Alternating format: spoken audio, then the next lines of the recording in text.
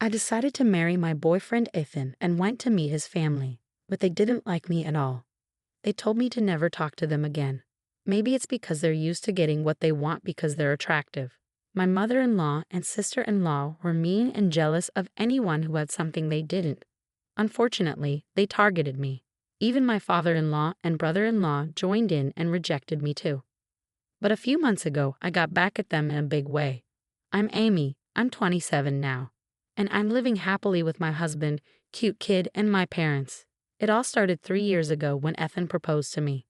Ethan and I worked together and bonded over our love for movies. We went on lots of movie dates on our days off and eventually started dating. Ethan was easygoing and got along with everyone at work, earning him many friends. He didn't like arguments and was the type to forgive easily. I had a crush on Ethan ever since I joined the company, so when he asked me out, I was thrilled. I looked forward to work every day just to see him. Whenever I messed up at work and felt down, he'd stay up all night listening to me. That's when I knew I wanted to be with him forever. Ethan had dreams of starting his own business, and I wanted to support him every step of the way. I was ecstatic when Ethan proposed to me. There was no reason to say no, so I said yes right away. We decided to get married. The weekend after Ethan proposed, we went to my family's house to introduce him to my parents and tell them about our plans. Ethan got along really well with my parents, especially my dad. They liked him a lot and were happy for us. Seeing Ethan chatting happily with my parents made me feel really lucky to have him. The next weekend, we were supposed to visit Ethan's family. I realized I didn't know much about them, but I didn't think too much about it. Ethan had been living alone, so I figure he didn't keep in touch with his family much. The night before we were supposed to visit Ethan's family, Ethan told me over the phone, "My parents might be a bit strange tomorrow, but don't stress about it." I was a little worried about what he meant by strange, but I decided to wait and see. Since we had to wake up early the next day, I didn't dwell on it too much and went to bed. The next morning, we met at the station around 10 a.m. to go to his house together. It was my first time visiting his family since Ethan lived alone. Despite trying to calm my nerves, I felt anxious all morning. As we walked, I was so nervous that I could hardly focus on what Ethan was saying. Standing before me was a magnificent mansion, resembling a castle. The garden sprawled out grandly, and I couldn't help but feel intimidated at the thought of Ethan growing up here. However, his gentle smile helped ease my nerves as he said, "Feeling nervous? It's all right. Let's go." As soon as the front door opened, my mother-in-law greeted me warmly, saying, "You've come such a long way. You must be tired. Come in quickly." She was slender, impeccably dressed, with perfectly styled hair. Her expensive attire was flawless. Inside, I was greeted by my father-in-law, brother-in-law, sister-in-law, and their children. Thankfully, everyone except my mother-in-law welcomed me with smiles, which put me at ease. I was warmly embraced, took a seat on the sofa, enjoyed dinner while chatting with everyone, and announced our engagement. Ethan's family was thrilled, especially my mother-in-law and sister-in-law, who exclaimed, "We're so delighted to welcome such a lovely girl into our family." Their warm reception touched me deeply. The pleasant conversation flowed effortlessly. Ethan's family was quite chatty, and as stories were shared, I learned that my father-in-law owned a company specializing in package tours, with my brother-in-law working there as an executive director, aiming to take over the business in the future. Meanwhile, my mother-in-law and sister-in-law were devoted homemakers who also pursued interests like dance classes and flower arranging during the day. My sister-in-law took great care of her appearance and exuded confidence. My father-in-law was exceptionally kind, always wearing a smile and effortlessly easing any nervousness I felt by engaging me in various topics. I was genuinely relieved to see he was a good-hearted person. In the midst of the pleasant atmosphere, a conversation with my father-in-law shifted the mood. "Amy, I heard you work at the same company as Ethan. Are you a temporary worker there?" "No, I actually started as a full-time employee right after finishing university, just like Ethan. The company where Ethan and I work is a well-known corporation, highly sought after by job seekers. Securing a full-time position there is quite competitive, but fortunately, I was hired fresh out of college." "Oh, really? Where did you graduate from?" "I graduated from Harvard." "That's incredible. That's incredible. You must be very talented.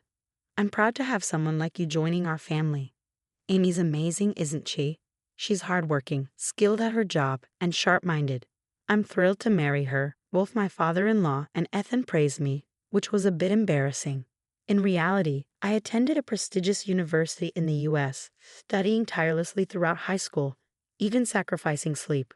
My parents, despite financial challenges, worked hard to put me through college. I was determined to attend a good university, secure a decent job, and one day repay my parents for their sacrifices. I've been striving towards that goal wholeheartedly. Engaged in a lively conversation with others, I noticed my mother-in-law and sister-in-law had fallen silent. Concerned, I tried to steer the conversation in a different direction. Seeing a beautiful flower arrangement on the table, I asked my mother-in-law, "Did you arrange those flowers?" "They're beautiful." Her response was unexpectedly curt. "What? You, a professional in a top-tier company, interested in housewives' hobbies?" Confused by her sudden change in demeanor, I wondered why she was now being cold when moments ago she had been smiling. My sister-in-law added, "With your high education, you probably think housewives only talk about flowers." I hadn't meant to imply that at all. Feeling overwhelmed and unsure of how to respond, tears threatened to surface. Ethan intervened. "Hey, both of you, cut it out. Amy doesn't look down on anyone." His words were comforting, but I couldn't find the words to apologize or defend myself. So I remained silent, keeping my head down. Looking around, I noticed my father-in-law, who had been drinking since noon, snoring loudly and passed out on the sofa. My brother-in-law seemed bored, yawning and scrolling through his phone, creating a tense atmosphere in the room. When Ethan suggested it was time to leave, I felt relieved to escape the uncomfortable situation. On our way back to the station, Ethan apologized, saying, "I'm sorry about today. My mom and sister have a lot of pride, especially when it comes to their high school education." According to Ethan, my mother-in-law had worked at a flower shop right after high school, where my father-in-law had fallen in love with her at first sight. She was undeniably beautiful, attracting many customers to the shop just to see her. After persistent pursuit, they started dating and eventually got married. Even now, it seems my father-in-law is still smitten with my mother-in-law, always doing whatever she asks. My sister-in-law was also stunning. She and my brother-in-law had been classmates in high school and reconnected at a reunion in their early 20s. Seeing her beauty, my brother-in-law fell head over heels, and after persistent efforts, they ended up together. Like my father-in-law, my brother-in-law seemed to follow his wife's lead. Despite my higher education, I couldn't understand why they felt insecure. They were both beautiful women with caring husbands who always looked out for them. Yet, I couldn't shake off a lingering sense of unease and doubt about marriage. Nevertheless, with approval from both families, we began planning our wedding. Although some uneasiness lingered, I believed that open communication would help us understand each other better. "Don't worry. I'll always support you, Amy," Ethan reassured me, helping me stay positive.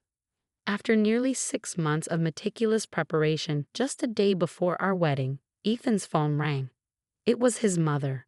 After a brief conversation, Ethan's shocked expression hinted at something unexpected. "What? Why? We can't just change it." "Hold on," he said before the call abruptly ended. When I asked what happened, I awaited his response anxiously. Ethan stunned me with his revelation. "My parents, they just informed me that they won't be able to attend the wedding tomorrow." "What? What do you mean?" I was utterly shocked and anxiously pressed Ethan for more details. According to him, it appeared that his parents had forgotten about a trip they had planned for the same day as the wedding and couldn't make it. I couldn't believe it. My future in-laws were backing out of the wedding at the last minute. We stood there, bewildered, struggling to comprehend why this was happening.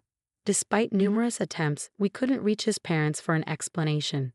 Desperate for answers, we rushed to their house, only to find it dark and deserted, with no signs of anyone being home. I expressed my concern to Ethan. "When I visited your family the other day, I couldn't shake the feeling that I might have upset your mother and sister." Things felt tense towards the end. Ethan replied, "I've mentioned it before. Both my mother and sister have strong personalities. Smart women can be a bit stubborn. Even if they were upset, I wouldn't necessarily know." When I questioned, "But why would your father skip the wedding too?" Ethan explained, "My dad and brother-in-law, they tend to prioritize keeping the peace with their wives. They probably sided with them to avoid upsetting my mother." He looked troubled as he spoke, leaving me speechless. Ultimately, despite our efforts, we couldn't reach Ethan's family even on the day of the wedding. We had no choice but to proceed without them. Why did this happen? Did I inadvertently do something wrong? And was it truly just a matter of them forgetting about their planned trip to the hot springs? Even if it was, I struggled to understand why Ethan's family would choose a vacation over attending their own son's wedding. My parents, who had arrived at the wedding venue, were taken aback upon learning that Ethan's family wouldn't be attending. Ethan apologized to my parents, saying, "I'm truly sorry for the inconvenience my parents have caused." My parents reassured him, "It's not your fault, Ethan. Please don't worry. Let's just enjoy the wedding." Despite their comforting words, their expressions betrayed a hint of complexity. I felt awful for putting my parents in such a situation on our special day. Throughout the reception, we overheard whispers from both Ethan's friends and mine, all wondering, why aren't Ethan's parents here? Even our boss, who graciously offered to give a toast, inquired, "Where are your parents?" We were left grappling with how to respond.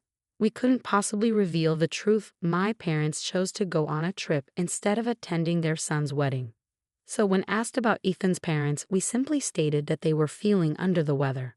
What was meant to be a joyous occasion turned into a mentally draining ordeal. A few days after the wedding, Ethan and I visited his parents' house to share the news that the ceremony had concluded. "Oh, Amy, it's been a while. How was the wedding? Did you have a good time?" "I'm sorry, I couldn't attend because of my trip that day. I meant to bring you back a souvenir, but things got busy, and I forgot," she replied without a hint of remorse. Despite feeling sadness inside, pondering why I deserved such treatment, I forced a smile to maintain peace with Ethan's family. Ethan expressed his frustration, canceling the day before the wedding and having all the relatives miss out. "Is that even normal? If you didn't want to come, we could have spared you the invitation." His sister-in-law added, "I would have come if Amy wasn't the bride." "What? What does that mean?" I was bewildered, my head spinning with confusion. Then, to further escalate the situation, the mother-in-law chimed in, "Don't just blame us. I wanted to witness my son's special day, but Amy ruined it. I'm a victim too. I demand an apology." Ethan defended me, his voice firm, as I was too stunned to respond. "Amy didn't cause anything. She's innocent." Finally, the usually silent father-in-law erupted, "Enough. How dare you barge in here on our day off to complain? Is that why you're here? Get out." With furious anger, he expelled us from the house. As I slipped on my shoes at the doorway, a sharp prick startled me. Ouch! In a rush, I lifted my foot, spotting a caterpillar squirming inside my shoe. Grossed out, I hopped outside and released the critter. My mother-in-law and sister-in-law, who had been observing, asked, "Are you all right?" with a spiteful chuckle. Eager to leave, I mumbled, "Sorry for the trouble," and made a swift exit. But my mother-in-law halted me. "Amy, please avoid getting involved with us, except for weddings and funerals." "Huh?" Before I could inquire further, she shut the door abruptly, ending the exchange. Confused about my apparent offense, all I wanted was to bond with Ethan's family. During the journey home, Ethan repeatedly apologized. "You don't have to force yourself to engage with my family anymore. I'm truly sorry." Hearing that my in-laws would have attended the wedding if I weren't the bride left me feeling guilty and perplexed, even though I didn't understand why. I couldn't help but sympathize with Ethan's predicament. The next morning, I woke up to an intense itchiness all over my body. It was unbearable, prompting me to leap out of bed and rush to the mirror, only to discover that my entire body was inflamed with fiery red swelling. Despite having to work that day, I quickly called in sick and headed to the dermatologist. It turned out that the swelling was a reaction to caterpillar stings, yes, from the one I encountered the day before. The itching was agonizing, and for nearly 2 weeks afterward, I struggled to sleep due to the severe discomfort. Reflecting on the incident, I recalled noticing my brother-in-law near my shoes at the front door when I visited Ethan's house. In the past, I might have dismissed it as a harmless mistake, but given the strained relationship with my in-laws, I couldn't shake off the feeling of distrust. About a month later, Ethan fell ill and was hospitalized. He had been experiencing persistent stomach pains for a week before seeking medical attention. Concerned, I insisted he take a day off work and accompany him to the hospital, where he was diagnosed with a probable gastric ulcer, requiring further tests and hospitalization.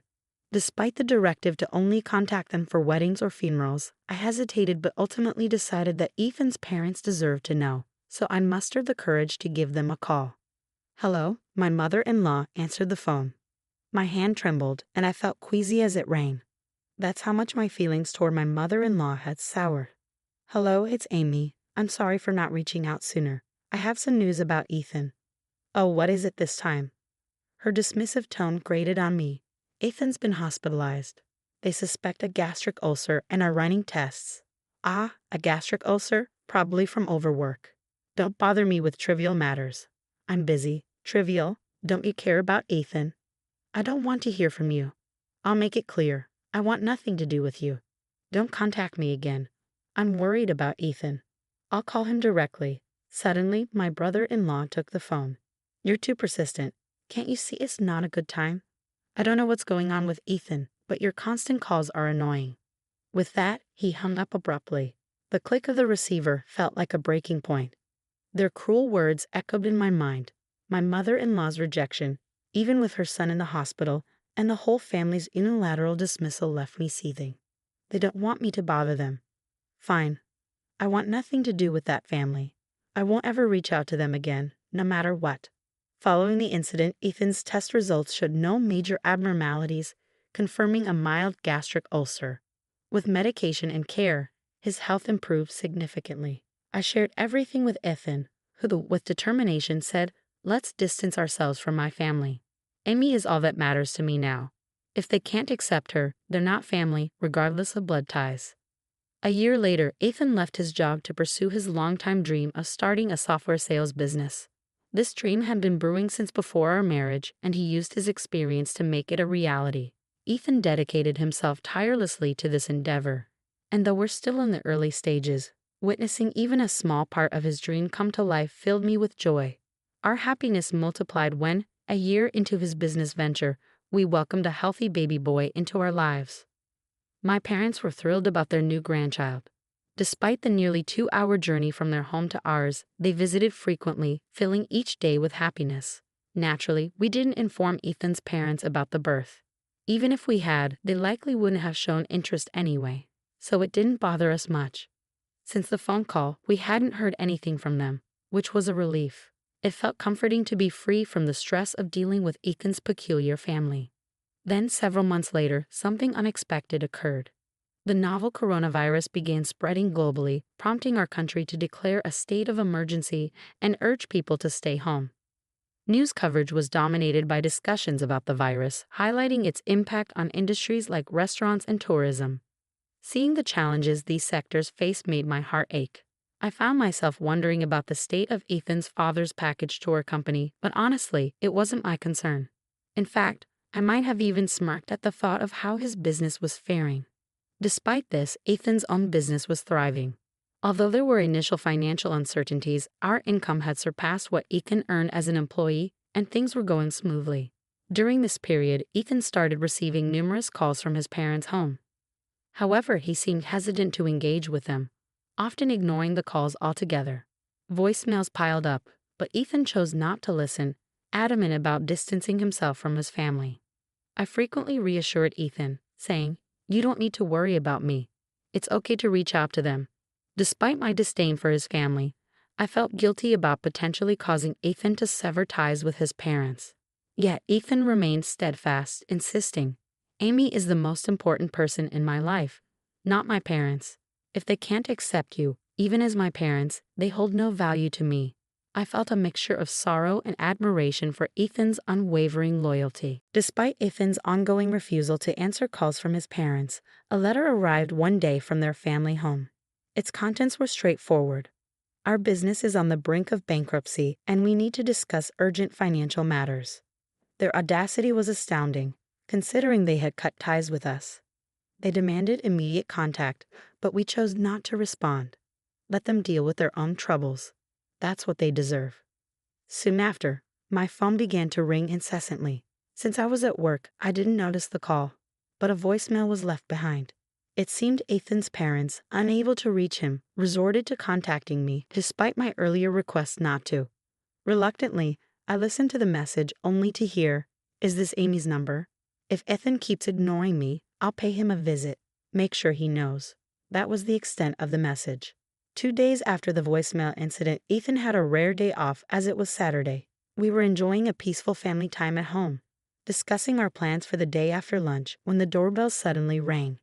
Glancing at the monitor, I saw my 4 in-laws standing outside.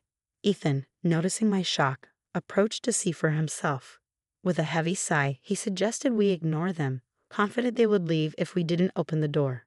But I felt differently, thinking it would be pitiful to leave them standing outside after they had made the effort to visit. Ethan hesitated for a moment before agreeing to unlock the door. But pitiful? I couldn't bring myself to feel that way about such unpleasant in-laws. I intentionally kept the voicemail from Ethan, knowing it would draw them to our doorstep eventually. My surprise at seeing them on the monitor was just an act. I anticipated their arrival. There was a motive behind letting Ethan's parents into our home. A retaliation was brewing, and it was time for a showdown. As soon as the door swung open, the 4 of them barged in without any sense of courtesy. Annoyed, they grumbled about the delay in opening the door. Their lack of manners was astonishing. Upon entering, Ethan's mother noticed our son playing happily with his toys and questioned his identity. I calmly replied that he was our son. She remembered my request not to contact us but dismissed it, claiming it wouldn't make a difference since we didn't seem interested anyway. Her contemptuous gaze and muttered remark about my cheekiness only fueled my resolve. I found myself relishing the moment and decided to address Ethan's father directly. So, what's the purpose of this unexpected visit? It would have been courteous to inform us beforehand if you intended to drop by, I remarked casually. Ethan's father, visibly irritated, retorted, "Didn't you read the letter?" "You mean the one that arrived 2 days ago?" I countered. His response was laced with frustration. "If you had read it, you would have contacted us." It clearly stated the urgency of the matter. Swiftly, I replied. "Oh, you wanted me to reach out? But you made it clear you wanted no association with us." I saw no reason to comply. Suppressing my amusement at the stern expressions of the 4, I noticed Ethan, my husband, staying silent, wisely allowing me to navigate the conversation. It was incredible to think he was raised by parents lacking such basic sensibilities. Suddenly, my father-in-law's demeanor shifted, and he began pleading, "I apologize for the past. With COVID wreaking havoc on our business, cancellations are rampant and new bookings are non-existent. If this persists, we face ruin. Can you spare some financial assistance?" I remained composed as I responded, "I sympathize with your situation, but I must decline. It's not easy to extend help to someone who's severed ties." However, genuine remorse might sway my decision. Enraged, my father-in-law erupted, attempting intimidation with a furious glare. Unfazed, I stood my ground, resolved to handle things my way. I made no demands. The choice was theirs. "You're welcome to leave if you'd like," I offered calmly. My father-in-law's frustration began to boil over, and he started pleading. "Please, I'm sorry. Help us out." Ignoring his pleas, I maintained my composure. Eventually, he instructed the others to apologize as well, and soon all 4 of them were begging. With a smile, I politely declined, saying, "No, thank you." Enraged by my refusal, my father-in-law slammed his hand on the table, shouting, You act all high and mighty when I'm humbling myself." He grabbed my collar, catching me off guard. Before I could react, Ethan intervened, firmly stating, "Dad, don't lay a hand on Amy." Ignoring Ethan's warning, my father-in-law demanded, "Are you taking your wife's side over your parents?" Ethan's response was unwavering. "Amy is the most important person to me right now. I can't condone mistreatment towards her, even from my parents. If you can't sincerely apologize to Amy, then leave." Infuriated, my father-in-law struck Ethan in the face. Amidst the chaos, I attempted to reason with him, but his anger only intensified. He began kicking Ethan while he was down, prompting me to intervene. As I tried to restrain my father-in-law, he pushed me aside, causing me to collide with the table's edge. Pain shot through my head as I realized I was bleeding. In a panic, I shouted for help, hoping someone passing by would hear. The other 3, frozen in shock, watched as my father-in-law continued to rampage, demanding money. Desperate, I opened the balcony window and cried out for assistance, fearing for our safety. 5 minutes later, the police arrived on the scene. My father-in-law's demeanor quickly shifted attempting to downplay the situation by claiming it was all a misunderstanding. He even went as far as to accuse me of being drunk and shouting nonsensical things. I wasted no time in explaining to the officer the truth of what had occurred, urging them to take action against my father-in-law for assaulting both my husband and me and causing property damage by ransacking our home. In a sudden outburst, my father-in-law denied any wrongdoing and lashed out, punching a hole in the wall. His actions led to his immediate arrest, with the other three also taken in for questioning. My father-in-law was subsequently held in jail for some time. While my husband suffered only minor injuries, I required 10 stitches for the wound on the back of my head, leaving me with a sense of guilt for inadvertently putting him in harm's way. It later became apparent that my in-laws had been manipulated by jealousy, with my mother-in-law and sister-in-law instructing my father-in-law and brother-in-law to treat me coldly. Unable to resist their influence, they followed orders, leading to the series of events that unfolded. The incident with the caterpillar in my shoe was likely orchestrated by my brother-in-law, encouraged by my sister-in-law's envy. Jealousy has the power to drastically alter lives, and its consequences can be unforeseeable. The aftermath of their actions served as a stark reminder of the destructive nature of envy and the lengths some will go to in its grip. As expected, my in-laws faced financial ruin. Their business went under, and they lost their home, now residing in a modest apartment. With my father-in-law and mother-in-law nearing 70, finding employment is challenging. My brother-in-law, who coasted through life relying on his father's position, now struggles to secure steady work and is relegated to a part-time job at a convenience store. Meanwhile, my sister-in-law, lacking career prospects and plagued by a selfish nature, finds it difficult to hold down any job, leaving her mostly confined to their home. Following the incident, my father retired, prompting a decision for my parents and us to live together. Surprisingly, it was Ethan who suggested this arrangement, concerned about my parents' well-being in their senior years. With my parents caring for our son during the day, I've been able to return to work, feeling secure in balancing childcare and my career. Life with my loving husband, supportive parents, and cherished son is truly fulfilling. I am committed to never forgetting the gratitude